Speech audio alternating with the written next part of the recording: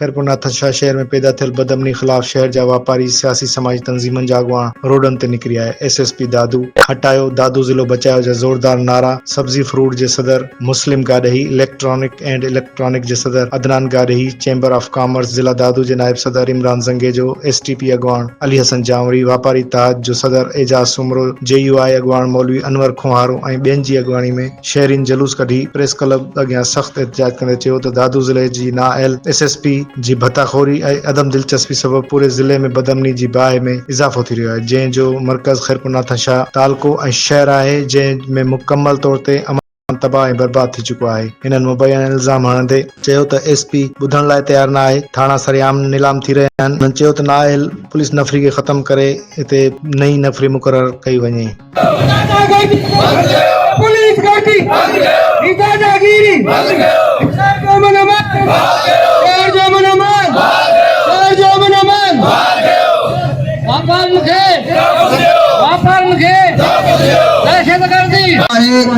अमन अमान जी बहाली जे लाइ ये एहतजाज कियो वियो आहे।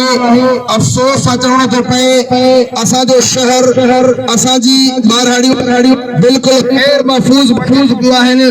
अॻ में त सनियूं थींदियूं चोरियूं थींदियूं हो, मोटरसाइकिलूं जेके आहिनि चोरी थींदी हो, पर हाणे त सरेआम गोलियूं लॻायूं थी वञनि। सरेआम जेका आहे सीना ज़ोरी करे माण्हुनि खे क़त्ल करण जी कोशिश की थी वञे, पर असांजो SP रुगो पंहिंजे जेब खे भरण में पूरो आहे। थाणा ख़ाली लॻा पिया आहिनि। हो सिपाहियुनि खे पैसा वठी करे उनखे वीज़ा ते छॾे छॾे।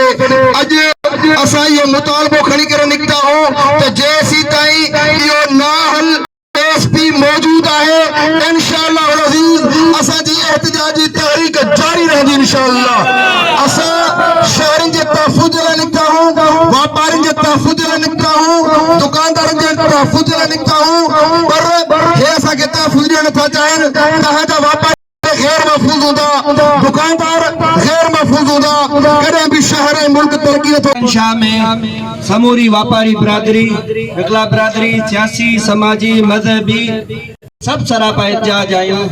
कुछ ॾींहं अॻु असां इंतज़ामिया खे 48 कलाकनि जो अल्टीमेटम ॾिनो हुयो त शहर में वधंदड़ बदअमनी, वापारियुनि ऐं शहरनि जो क़त्लो गारत, बदअमनी, चोरी ख़िलाफ़ क़दम खयां वञनि। पर अफ़सोस सां थो चवणो पए त असांजा जेके मुतालबा हुआ उहे त पूरा कोन थिया, पर इंतज़ामिया जे गफ़लत जे करे ॾोहनि में रोज़ ब रोज़ वाध थींदी थी वञे। असां वरी बि इंतज़ामिया खे चेताव था ॾियूं, जेकॾहिं बदअमनी के खिलाफ सख्त कार्रवाई न कई वही त असां सख्त में सख्त एहतजाज कंदासीं। नाल SP खे हटायो वञे। 5-6 महीने में जंहिं ॾींहुं कोई SP आयो आहे शहर में फुरूं धाड़ा खून रेज़ी मामूल बणिजी चुको आहे। असांजो DIG हैदराबाद आईजी सिंध को अपील आहे, महिरबानी करे पंहिंजो नाल SP हटाए कोई ईमानदार SP मुक़ररु करे।